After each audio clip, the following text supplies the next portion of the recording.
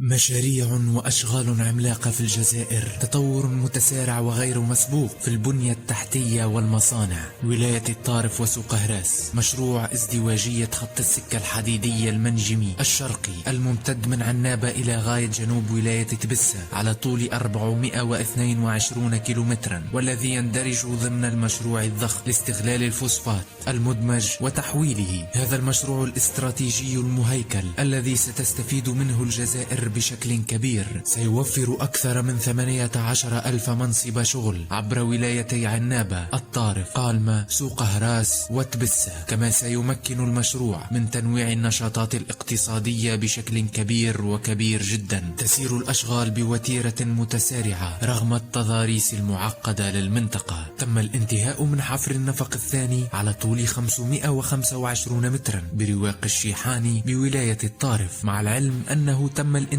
من عملية الحفر على مستوى النفق الأول على طول 315، وتم مباشرة عملية تدعيم وتغليف سطحه الداخلي بالهياكل الخرسانية النهائية. هذا المصنع العملاق الكوري سامسونج في الجزائر بالشراكة مع مجمع سينوفا لإنتاج الأجهزة الكهرومنزلية بسطيف، يحتوي المصنع على 4 وحدات لإنتاج الشاشات، الغسالات، الثلاجات والمكيفات الهوائية. ينتج أكثر من 1,000,000 وحدة سنويا بنسبة إدماج بلغت 70%. أما هذا المشروع الكبير في ورقلة، أين تتواصل الأشغال بوتيرة متسارعة لبناء المستشفى الجامعي 400 سرير. هذه ورشات مشروع ازدواجية الخط الرابط بين بني منصور وبجاية على مسافة 87 كيلومترا، وهو أحد ملحقات الخط الشمالي للسكة الحديدية. يعرف المشروع تقدما كبيرا في إنجاز المنشآت الخدماتية، حيث يتضمن المشروع تشييد 13 محطة، بالإضافة إلى تدعيم محطة السكة الحديدية الرئيسية في المدينة بورشة لصيانة القطارات، وإنجاز العديد من المنشآت الفنية، أبرزها النفق الأول على طول 668 مترا، والنفق الثاني بطول 907 مترا.